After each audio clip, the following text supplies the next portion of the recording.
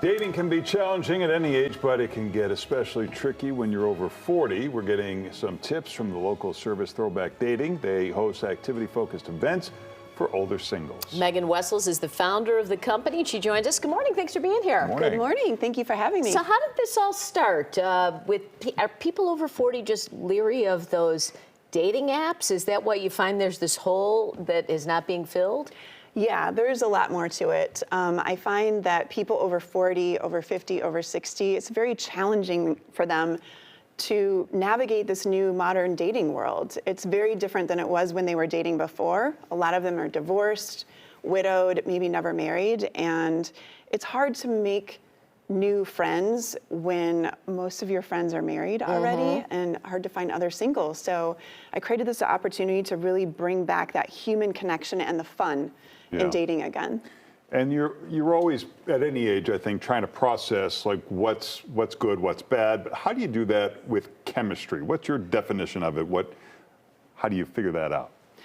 Chemistry, yeah. I really think that dating, especially at this age, it's a little bit different. So a lot of people come to this dating experience with baggage, things that they've experienced in the past with their relationships that might be holding them back a little bit.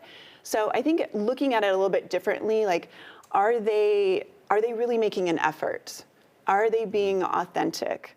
Are they creating space for you to open up and be authentic? And that's funny because that's not what you're thinking when you're 20. No, it's very different. Well, right. Should you be worried so much about chemistry? A lot of people just want to find someone to sit on the couch and watch TV with, and as long as they're not crazy. Do you interview people when you're dating them? It's different what you want at a different age, right? Yeah.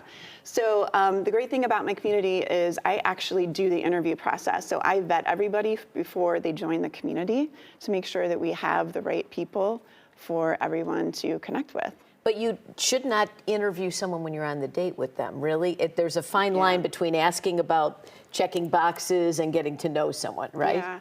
At this age, with this demographic I work with, I really encourage them to come to the dating experience looking to build relationships and friendships first, because there's so much more that you're going to learn about somebody. Instead of making that first judgment about what they look like or what they do professionally and having those check boxes, really just come to build a friendship and see where it goes from there.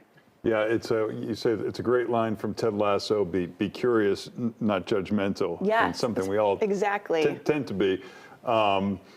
What about texting? You said there was one piece of information that said after you've texted for like 3 to 5 days, like 3 to 5 days, at some point, wouldn't you have a conversation with this person? Yeah, so I recommend that when you meet somebody, get their phone number and text no more than 3 to 5 days. You want to make sure that you get that first date within 5 days. Otherwise, the intention just starts to drop off and you might be losing a great opportunity. Yeah, the texting is just kind of safe. Yeah, it is. You got to make that effort. And not overly revealing. Yeah, exactly. And you say vulnerability is something that, especially at an older age, you're scared to be vulnerable if you've been hurt in the past, but that's still a very attractive and opening thing for people, right?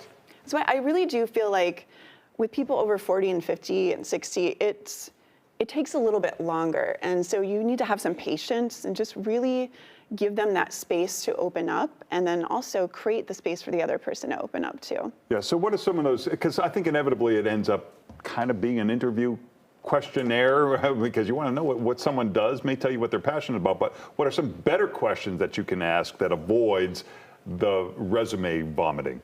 Oh yeah, I love questions like, what's your passion? What's your purpose?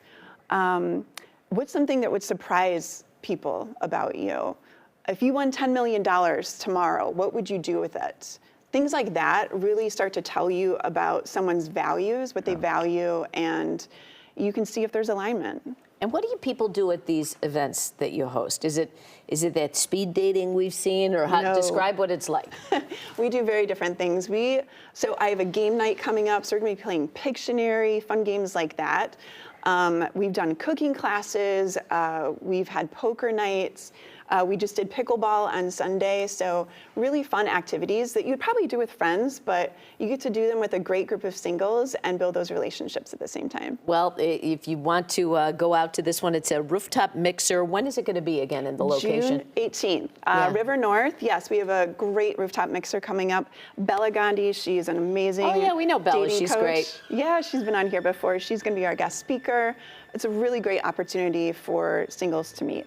Well, there's the information on your screen. Thanks so much, Megan. Nice to Thank meet you. Thank you.